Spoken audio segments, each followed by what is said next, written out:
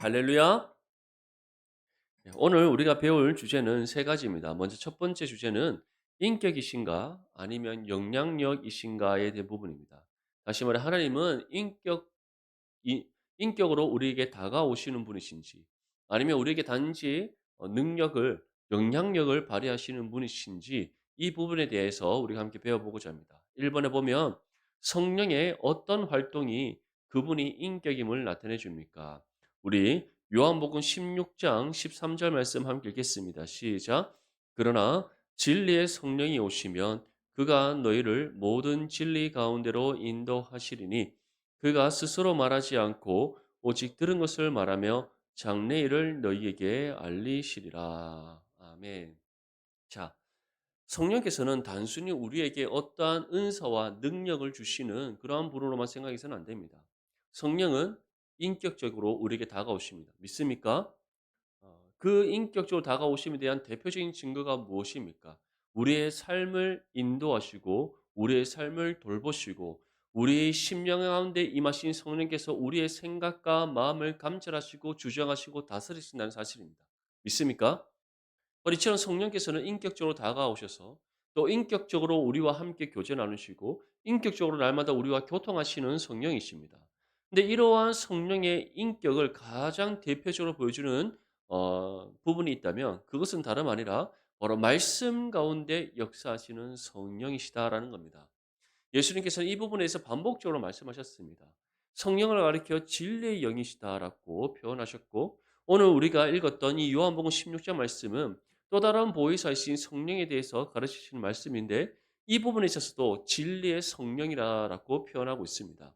이처럼 진리의 영이신 성령께서 이제 우리 가운데 임하셔서 우리에게 어떻게 인격적으로 우리와 함께 교제 나누시고 우리의 삶 가운데 교통하시고 동행하시는가? 모든 진리 가운데로 인도하신다. 다름 아니라 바로 모든 진리 가운데로 인도하신다. 우리의 생각, 우리의 마음을 주장하시고 우리가 말씀을 듣는 가운데 또는 말씀을 우리가 묵상하는 가운데 진리의 영이신 성령께서 우리로 하여금 하나님 말씀의 뜻을 분별하게 깨닫게 하셔서 모든 진리 가운데로 인도하시는 성령이시다. 근데 단순히 성령께서는 우리를 인도하실 뿐만 아니라 우리와 함께 한 걸음 한 걸음 동행하신다는 사실을 믿으시기를 소망합니다. 그래서 우리를 홀로 내버려 두시지 아니하시고 우리 안에 임하셔서 함께 하시는 성령께서 친히 우리의 생각과 마음을 주장하시며 말씀을 통해 우리의 걸음을 인도하실 뿐만 아니라 우리와 함께 동행하셔서 그 걸음 가운데 함께 하시는 성령이시다. 그렇게 성령은 영향력이 아니라 무엇이다? 인격이시다. 믿으시기를 바랍니다. 무엇보다 우리에게 무엇을 알려주십니까? 들은 것. 우리가 오직 들은 것을 말하며 들은 것을 말한다는 것은 다름 아니라 하나님께서 말씀을 통해 우리에게 들려주신 그 뜻을 깨닫게 하신다는 겁니다. 장래의 일을 너희에게 알리시라. 이 장래의 일은 무엇입니까? 단순히 우리에게 자 이번에는 로또 번호 몇 번 찍으면 됩니다. 이런 장래의 일이 아니라 어떤 장래의 일을 말씀해 주신 거겠습니까? 바로 앞으로 하나님께서 행하실 일들이 무엇인가를 말씀을 통해 알려주신다. 아멘. 예 그것이 단순히 이제 하나님께서 앞으로 누구를 심판하신다. 누구에게 상 주신다. 하나님께서 어떻게 구원을 이루신다. 이런 것이 아니라 바로 하나님 말씀 속에 하나님께서 앞으로 이루어 가실 일들, 다시 말해 우리를 통해 이루시고 가시는 하나님의 뜻이 무엇인지, 우리의 걸음이 어디로 어떻게 나아가야 하는지, 그리고 무엇보다 하나님께서 궁극적으로 이루신 장래일이 무엇입니까? 최후 심판을 통해 하나님의 나라를 이 땅 가운데 완성하시는 그 놀라운 역사입니다. 그 일들에 관한 하나님의 뜻을 하나하나 깨달아 알게 하시느니 그가 누구시다? 성령이시다. 이처럼 우리가 말씀을 듣고 가르침 받고 말씀을 날마다 묵상하면 묵상할수록 누구와 온전히 하나됨을 이루게 됩니까? 성령과 온전히 하나됨을 이루게 됩니다. 그 성령과 온전히 하나됨을 이룰수록 우리는 세밀한 주의 음성을 듣게 됩니다. 무엇을 통해? 먼저는 정말 선포되어지는 말씀을 통해. 두 번째는 우리가 말씀을 묵상할 때 그 말씀이 정말 우리 가운데 하나하나 하나님의 세밀한 음성으로 다가오셔서 진리를 깨닫게 하시는 은혜가 있다라는 겁니다. 그리고 우리가 그 말씀의 뜻을 깨달아서 한 걸음 내디디며 나아갈 때 하나님께서 우리를 통해 무엇을 어떠한 일들을 행하시고 이루시기를 원하시는지를 우리로 하여금 보게 하시고 듣게 하시고 경험케 하시는 은혜가 있는 줄 믿습니다.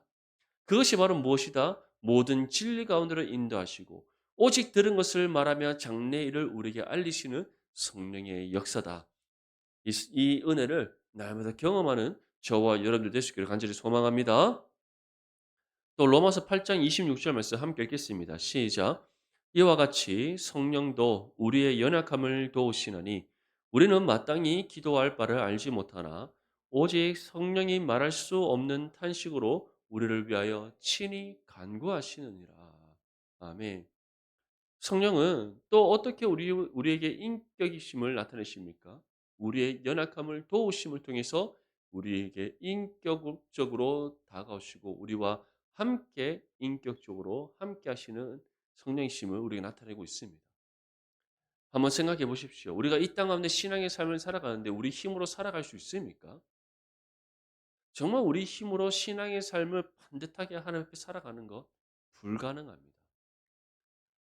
오늘 하루의 삶을 또 우리가 돌아보면 얼마나 우리가 불의한 생각과 마음들을 많이 가졌습니까? 그것은 저와 여러분 모두가 다 부정할 수 없는 사실입니다. 직장에서 우리가 또 열심히 오늘 하루에 맡겨진 업무를 감당했는데 그때마다 마음속에 불뚝불뚝 솟아오르는 분노가 없었다라고 자부할 수 있습니까? 모든 것이 오늘은 은혜로운 하루였습니다. 그렇게 말할 수 있는 분 아무도 없지 않습니까? 우리 또 회사에서 일하시는 분들, 또 병원에서 또 간호 업무 하시는 우리 권사님, 또 우리 어린이집에서 또 열심을 다해서 우리 아이들 돌볼 때 아이들이 다 정말 너무나도 항상 24시간 예뻐 보이는 것은 아니지 않습니까? 네. 회사에서 업무를 볼 때도 직장 동료와 상사와 여러 많은 사람들이 맞죠. 얼마나 괴롭힙니까? 음. 제가 어 전에 교회에서 청년 무사회 갈 때 이제 교대 학생들이 많이 있었어요. 부산 교대 학생만 한 12-13 명이 청년부에 있었습니다. 이제 학기마다 이제 실습을 나가는데 이제 1 학년 때 첫 실습을 나가면 얼마나 부푼 마음을 안고 나가겠습니까? 그리고 처음 아이들을 만날 때 초등학교 1 학년, 2 학년 이렇게 저학년들을 가장 먼저 맡거든요. 맡으면 그 아이들이 얼마나 눈이 초롱초롱하게 선생님을 바라봅니까? 그래서 정말 아이들과 인사하면 애들은 막 박수 치면서 환호성을 부릅니다. 그때 정말 내가 교대 간 거, 선생이 되고자 교직을 내가 하고자 이 교대 간 거 너무 잘한 선택이다라고 딱 3분 생각한답니다. 자 이제 담당 선생님이 담임 선생님 나가시고 이제 첫 번째 실습 수업을 딱 맞는 그 순간 참지 못하는 분노가 촥 마음 끝에서부터 솟아오르는 은혜가 딱 3분 지나면 나타난다고 합니다. 쉽지 않은 거죠. 그리고 또 간호대학교를 다니는 친구들이 많이 있었어요. 우리는 그래서 간호대학교 를 다니는 학생들만 한 6-7 명이 있었기 때문에 또 그 아이들을 통해서 첫 간호 실습을 나갔을 때 얘기를 들어봅니다.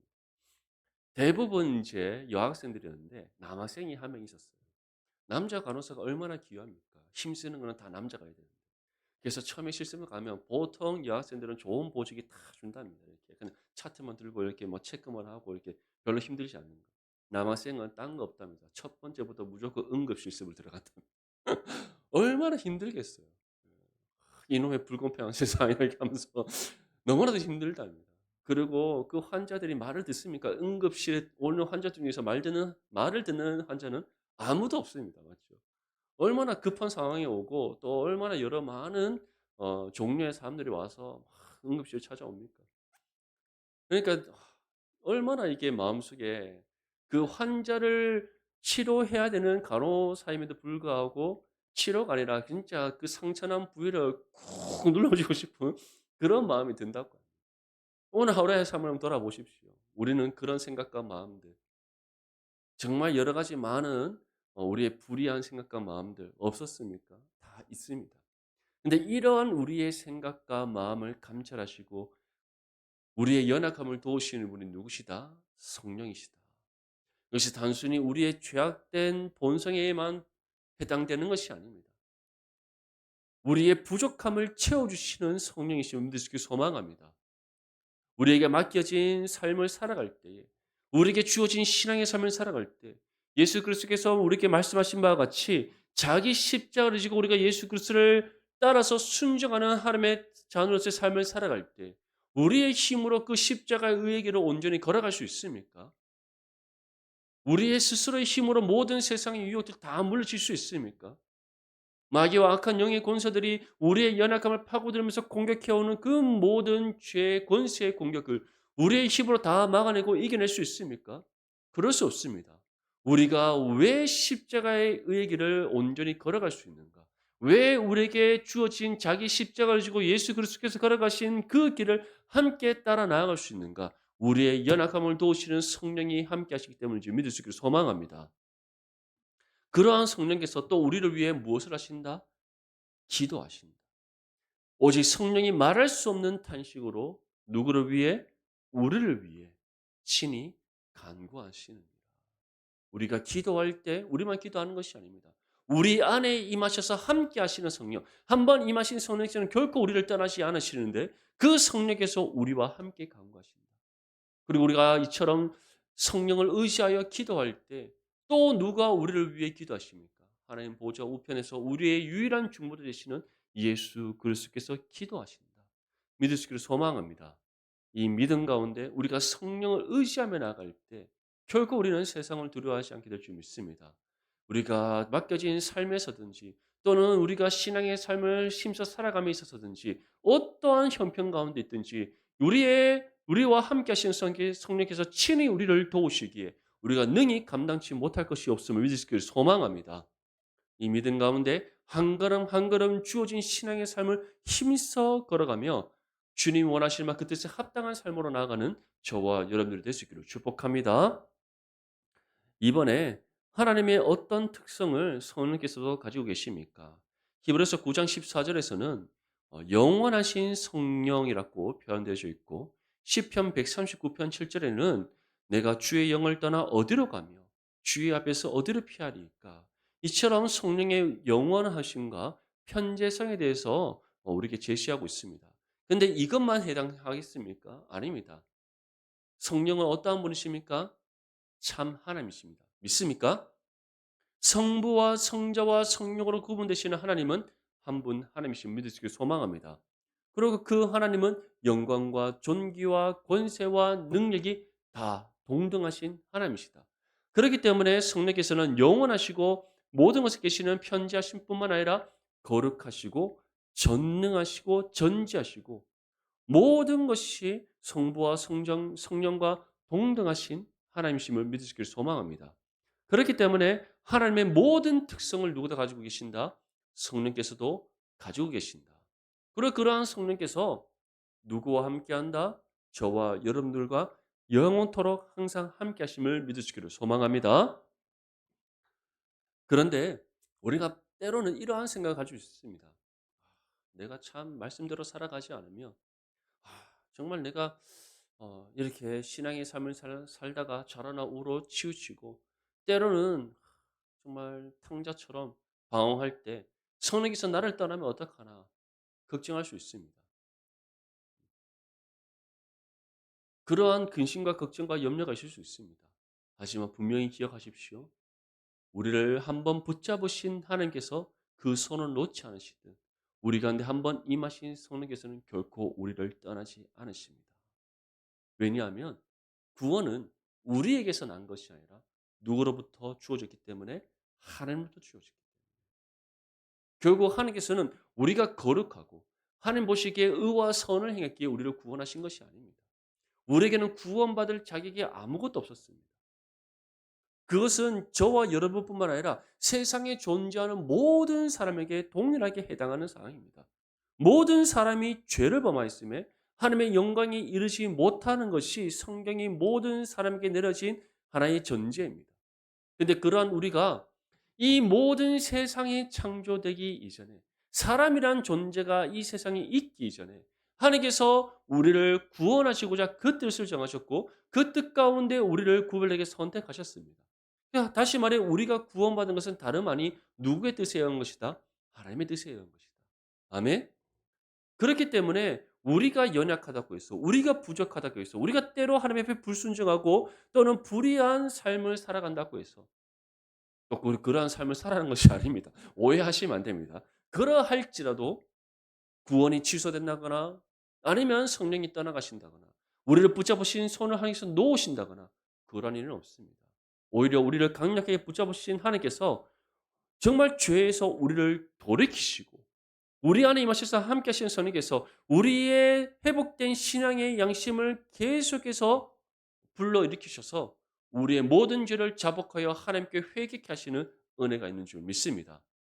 그래서 예수님께서는 돌아온 탕자에 대한 비유를 통해서 무엇을 보여주십니까? 우리 또한 아버지 품을 떠날 수 있는 연약함을 가진 존재라는 겁니다. 하지만 한번 택함 받은 성도는 어떻다? 반드시 아버지 품으로 돌아온다. 이 사실을 믿고 제가 얘기를 들어보니까 우리 교회에서 이 열심히 청년 때 신앙생활 하다가 지금 방황하고 있는 탕자들이 이 3인 뉴타운을 비롯한 주변에 많다는 얘기를 들었습니다. 그 탕자들이 속히 돌아올 수 있도록 또 함께 기도할 수 있게 간절히 소망합니다. 예. 정말 그 은혜가 우리 교회 가운데 있을 때 정말 회복을 너무 부흥케 하시는 하나님의 은혜가 임할 줄 믿습니다. 예, 두 번째 주제에 성령과 우리와의 관계입니다. 3번에 성경은 사람들을 그리스도 안에 있는 영원한 생명으로 인도하시는 성령의 일에 대해 어떻게 보여줍니까? 우리 요한복음 16장 8절 말씀 함께 읽겠습니다. 시작. 그가 와서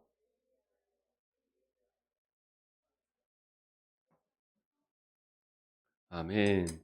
자, 성령께서 어, 사람들을 이제 그리스도 안에 있는 영원한 생명으로 인도하시는데 제일 처음 가장 먼저 무엇을 하십니까?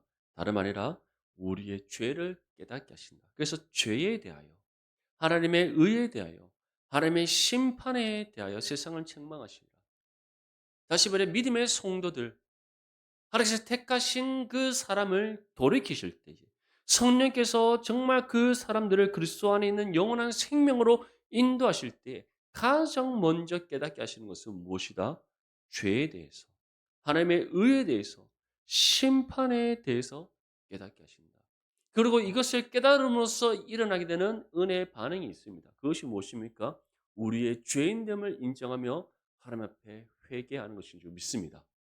우리 모두가 다 가지고 있는 은혜의 경험이지 않습니까? 어느 순간 정말 우리가 말씀 가운데 우리를 찾아오신 하나님을 만나게 됩니다.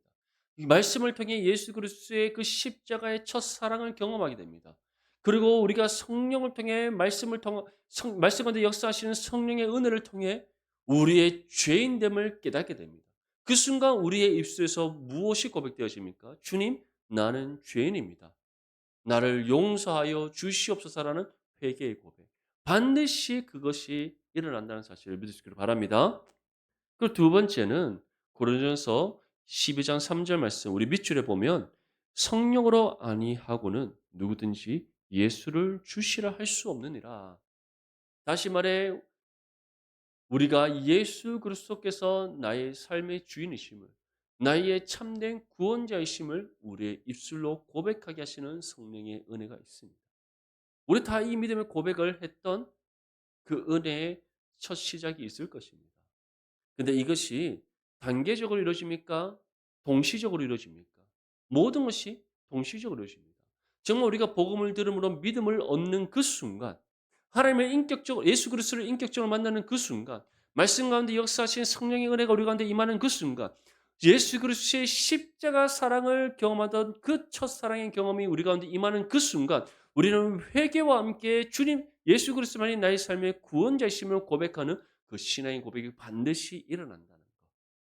그 은혜의 경험이 있지 않습니까? 그런데 또 살다 보면 또 잊어버립니다. 맞죠? 돌아서면 잊어버리고 돌아서면 잊어버리고. 잊지 않기 위해서는 어떻게 하라? 날마다 말씀과 기도로 깨어 있어야 될 줄 믿습니다. 아멘. 말씀과 기도로 깨어 있는 가장 좋은 시간이 언제입니까? 새벽입니다. 언제나 교육은 반복이 중요합니다. 반복 학습 맞죠? 반복 학습. 예, 새벽을 깨우는 저와 여러분들 되시기를 소망합니다. 예, 마지막 세 번째는 무엇입니까?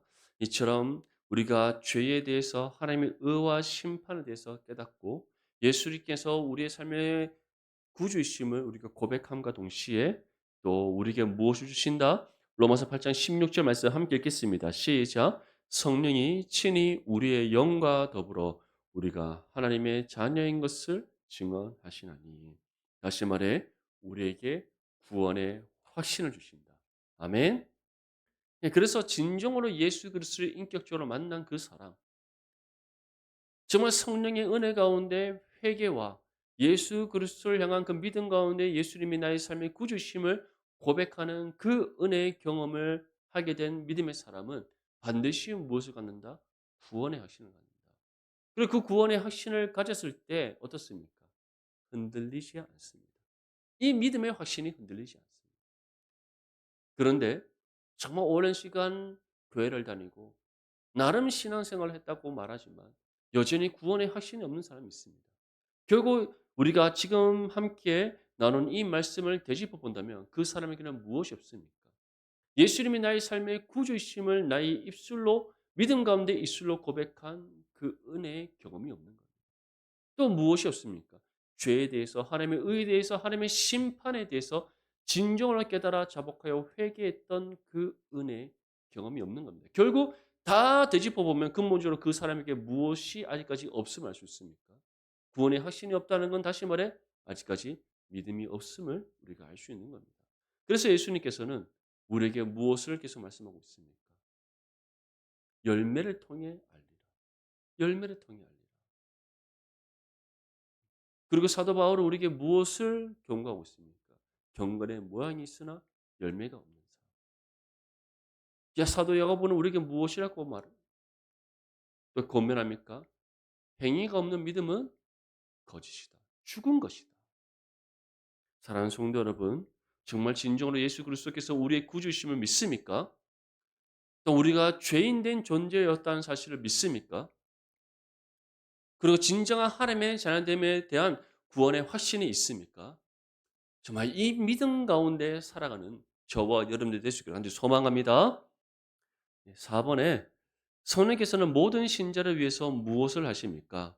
고린도전서 3장 16절 말씀에 너희는 너희가 하나님의 성전인 것과 하나님의 성령이 너희 안에 계시는 것을 알지 못하느냐.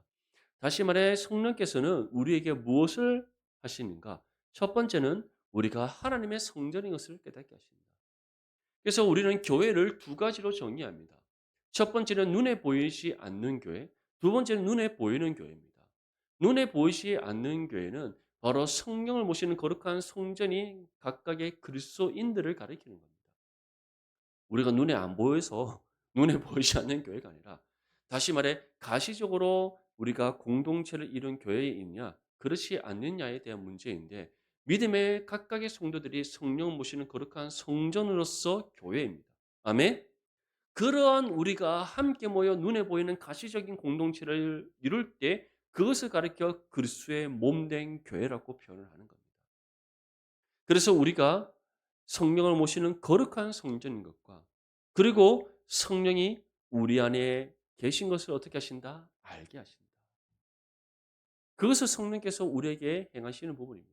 이것을 우리가 알고 정말 이 믿음이 우리 가운데 있을 때 우리는 어떠한 삶을 살아갑니까? 성령을 의지하고 날마다 성령과 교통하고 동행하는 삶이 될 수 있다. 믿으시길 소망합니다. 그래서 로마서 8장 14절에 무릇 하나님의 영으로 인도함을 받는 그 사람이 누구다? 하나님의 아들이다. 결국 진정으로 하나님 자녀된 믿음의 성도는 성령이 우리 안에 계신 것과 우리가 성령을 모시는 거룩한 성전됨을 믿는 사람이요. 또한 이 은혜가 우리의 죄를 깨달아 자복하며 회개함으로써 예수 그리스도를 나의 구주로 영접함으로 주어진 구원의 은혜로 말미암아 주어진 것임을 우리는 믿는 겁니다. 결국 믿음이 없이는 우리가 하나님의 성전인 것과 성령이 우리 가운데 계시는 것을 알지 못한다. 이 사실을 믿는 믿음이 우리 가운데 있다면 정말 이 믿음 가운데 우리 안에 계신 성령을 의지하고 성령과 날마다 동행하는 믿음의 삶이 되시기를 축복합니다. 5번에 성령께서 모든 믿는 사람에게 은사를 주시는 목적은 무엇입니까? 자, 우리가 여기서 은사라고 생각할 때에는 막 방언을 하고 예언을 하고 병 고침의 능력을 행하고 영적 분별력에 막 어떠한 막 은사를 받고 이러한 우리가 외적으로 나타나는 그런 은사들을 생각할 수 있습니다. 근데 이 실제적으로 성령께서 우리에게 주시는 은사는 무엇이겠습니까? 실제적으로 성령께서 우리에게 주시는 은사. 이것은 다름 아닌 하나님의 자녀로서 말씀대로 살아갈 수 있도록 우리에게 베풀어 주시는 성령의 능력이다. 아멘. 성령의 능력입니다. 다름 아니라 우리가 믿음 가운데 말씀대로 행하는 삶이 될 수 있도록 하나님의 나라와 의를 이루는 믿음의 삶이 될 수 있도록 우리 때를 따라 우리의 모든 필요를 공급해 주시고 도우시고 능력으로 함께 하시는 성령의 은혜가 바로 은사입니다. 근데 우리는 너무나도 가시적으로 눈에 보이는 은사들이 받아야 된다라고 생각합니다. 방언 통역 또는 뭐 영적 분별력 그리고 병 고침의 능력, 예언의 능력 이런 은사들을 우리는 다 생각하는데 그것이 아닙니다. 사도 바울이 무엇이라고 우리에게 전합니까? 고린도전서 13장에 보면은 12장에 보면은 그 은사에 대해서 얘기하면서 눈에 보이는 은사가 아니라 눈에 보이지 않는 은사를 구해라. 그것이 더 귀한 것이다. 눈에 보이지 않는 은사가 무엇입니까? 말씀의 지식의 은사, 말씀의 지혜의 은사, 믿음의 은사, 영적 분별력의 은사. 이 모든 것이 무엇을 통해 우리에게 주어집니까? 말씀 가운데 역사하시는 성령의 은혜로 주어지는 겁니다. 아멘. 그리고 궁극적으로 우리에게 있어야 될 가장 중요한 은사는 무엇입니까? 믿음과 소망과 사랑. 그 중에 제일은 무엇이다? 사랑이다. 예수 그리스도의 사랑입니다. 사랑이 없이는 천사의 말과 같은 방언을 할지라도 울리는 꽹과리와 같습니다. 사랑이 없이 행하는 모든 구제와 헌신과 봉사는 다 무엇이다? 우리 육신의 욕심에 의한 것입니다. 그래서 성령께서 모든 믿는 사람에게 이처럼 은사, 필요한 모든 도움과 능력의 손길을 우리 가운데 베풀어 주시는 이유는 무엇인가? 베드로전서 4장 10절 말씀 우리 함께 읽겠습니다. 시작. 각각 은사를 받은 대로 하나님의 여러 가지 은혜를 맡은 선한 청지기 같이 서로 봉사하라. 아멘. 무엇을 하도록 하시기 위해? 선한 청지기 같이 봉사하도록 하기 위해. 이것은 교회 안에만 해당하는 일이 아닙니다. 여기서 선한 청지기 같이 서로 봉사하는 것은 우리에게 주어진 모든 신앙의 삶 속에서 하나님의 뜻을 따라 행하는 삶을 뜻하는 겁니다. 그것이 선한 청지기입니다. 우리에게는 각각 주님께서 맡기신 자기 십자가가 있습니다. 우리 삶을 향한 하나님의 계획과 뜻이 있습니다. 우리를 통해 하나님께서 이루시고자 하시는 분명한 하나님의 그 선한 일의 목적이 있습니다. 믿습니까? 그 길을 그러한 하나님의 뜻을 우리를 통해 이루시고자 우리의 걸음을 인도하시고 필요한 능력과 도움의 손길을 우리 가운데 베풀으시는 하나님이십니다. 그리고 우리는 이 사실을 말씀을 통해 분별하여 깨달아 주님 인도하시는 바대로 나아가야 됩니다. 그리고 나아감에 있어서 어떻게 나아가라? 선한 청지기같이 믿음의 온전한 헌신으로 나아가야 될 줄 믿습니다. 그리고 이러한 선한 청지기로서의 역할을 온전히 감당할 수 있도록 우리 안에 임하셔서 함께 하시는 성령께서 무엇을 주신다? 은사를 주신다. 그래서 우리 모두에게는 다 달란트가 다른 겁니다. 다시 말해 하나님께서 주신 능력과 재능이 다른 겁니다. 어떠한 사람은 정말 공부에 대한 재능이 있고 어떠한 사람은 언어의 재능이 있고 어떠한 사람은 기능의 재능이 있고 여러 각종 각양의 모양대로 하나님께 주신 은사와 능력이 다 있습니다. 그래서 주신 이유가 무엇이겠습니까? 먼저는 아름다운 그리스도의 몸된 교회를 함께 세워나가도록 하시며 또 각자 주어진 신앙의 삶 속에서 하나님의 말씀의 뜻을 따라 주어진 은사대로 살아감으로써 하나님의 나라를 이루게 하시기 위한 하나님의 선하신 뜻이라는 사실을 믿을 수 있기를 소망합니다. 그래서 정말 우리 안에 임하시는 성령을 의지함으로 성령께서 주시는 능력과 또 도움의 손길 가운데 정말 아름답게 우리 그리스도의 몸된 교회를 함께 세워나가고 주어진 신앙의 삶을 힘써 살아내는 저와 여러분들이 될 수 있기를 축복합니다. 마지막으로 세 번째 주제입니다. 우리의 의무입니다. 6번에 에베소서 5장 18절에서 21절에서 성령에 관해서 우리에게 주신 하나님의 명령은 무엇입니까? 자, 우리에게 주신 명령은 무엇입니까? 에베소서 5장 18절에서 21절 말씀 첫 번째 줄에 보면 오직 성령으로 충만함을 받으라. 아멘. 성령에 관하여 우리에게 주신 하나님의 명령은 무엇인가? 성령으로 충만함을 받아라. 그렇다면 우리는 성령 충만할 거 하면은 다들 빈 그릇에 물 담는 것처럼 생각합니다. 꼭 가나 혼인 하실 때 예수님께서 빈 항아리에 물 가득 채우라 하신 것처럼 뭔가 이렇게 물이 가득 채워지는 그런 것을 뜻하는데 성령을 우리가 마음대로 담을 수 있습니까? 아닙니다. 맞죠? 우리에게 임하신 성령께서는 동일한 성령임을 믿을 수 있게 소망합니다. 성령은 크기와 부피와 질량이 아닙니다. 성령은 어떠하시다? 인격이십니다. 아멘. 영으로 살아계신 인격이신 성령이십니다. 그렇다면 성령의 충만함을 받으라는 것은 무엇입니까? 성령의 온전한 통치와 다스림을 받는 믿음의 삶입니다.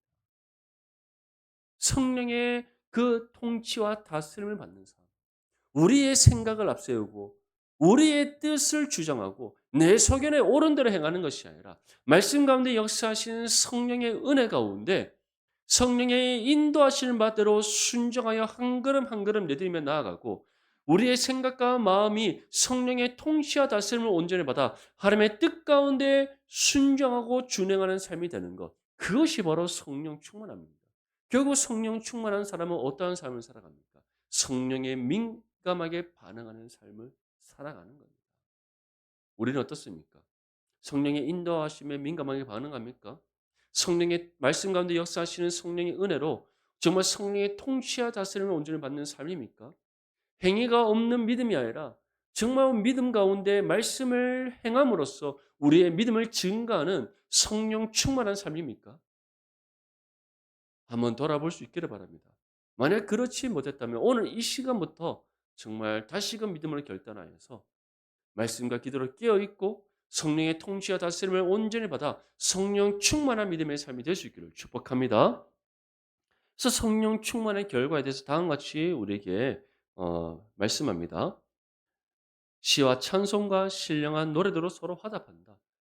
이것은 무엇입니까? 온 마음과 목숨과 정성과 뜻과 힘을 다해 다시 말해 우리 믿음의 모든 성도들이 이 그리스도의 몸된 교회를 이루고 있는 믿음의 성도들이 마음과 뜻과 힘을 합하여 누구에게 찬송한다? 하나님께 찬송한다. 그래서 시와 찬송과 신령한 노래들로 하나님의 은혜에 대해서 우리가 함께 화답하고 또 주께 노래하며 찬송한다. 그리고 항상 아버지 하나님께 감사한다. 마지막으로 어떻게 합니까? 그리스도를 경외함으로 피차 복종한다. 성령 충만한 믿음의 성도의 삶에서 나타나는 삶의 결과들입니다. 사랑하는 성도 여러분, 오늘 우리가 성령에 대해서 함께 배웠습니다. 성령이 어떠한 분이신지, 성령께서 우리에게 어떠한 은혜의 작용을 일으키시는지, 이런 여러 가지 많은 부분들이 다 우리에게 중요한 내용이지만, 오늘 한 가지 핵심을 탁 붙잡고 간다면 무엇이겠습니까? 바로 우리 안에 계신 성령께서 우리 안에 함께 하신다는 사실을 기억하며 무엇을 받으라? 성령 충만함을 받으라. 우리가 교회에서 여러 가지로 헌신하고 봉사하다 보면 지칠 때가 있습니다. 근데 그때마다 우리의 지친 심령을 회복시키시고 더 온전한 믿음의 헌신으로 나아갈 수 있는 방법은 무엇이겠습니까? 성령 충만함을 받는 겁니다. 왜 우리가 육신이 지치고 그로 인해 영적 침체가 일어나는 줄 아십니까? 성령 충만한 가운데 성령이 주시는 그 능력과 은혜의 공급 가운데 우리가 교회를 섬기는 것이 아니라 주어진 신앙의 삶을 살아가는 것이 아니라 우리 육신의 힘으로 감당하기 때문에 그렇게 지치는 겁니다. 영적 침체에 빠지는 겁니다. 하지만 성령 충만한 사람은 지치지 않습니다. 영적으로 침체되지 않습니다. 날마다 성령께 주시는 그 은혜의 공급이 있고 성령께서 우리의 마음을 위로하시고 새 영과 힘을 주시는 은혜 가운데 살아가기에 날마다 새로워지고 그리고 하나님을 나라를 위하여 헌신하면 헌신할수록 그 마음의 기쁨이 차고 넘치기에 지치지 않는 겁니다. 영적 침체에 빠지지 않는 겁니다. 그리고 모든 사단의 마귀와 악한 영의 권세들을 물리치고 믿음으로 승리하는 삶을 살아갈 수가 있습니다. 사랑하는 성도 여러분, 정말 우리가 거룩한 성령을 모시는 성전이라는 것, 그리고 성령께서 우리 안에 임하셔서 함께 하신다는 것, 우리를 날마다 때를 따라 도우시고 선한 성지같이 서로 봉사할 수 있도록 우리에게 능력을 공급해 주시는 성령이시라는 것. 이 사실을 기억하며 정말 오직 성령 충만함을 받고자 날마다 경건의 훈련을 힘써 감당하는 저와 여러분들 되실 것을 소망합니다. 이를 통해서 정말 성령과 온전히 교통하고 동행하며 또 하나님 맡기신 그 모든 신앙의 삶과 우리가 감당해야 될 모든 신앙의 몫을 힘써 감당하여서 하나님께 영광이요 또 하나님의 주시는 은혜의 풍성한 열매 맺는 거룩한 믿음의 삶이 되실 기를 주님의 이름으로 축복합니다.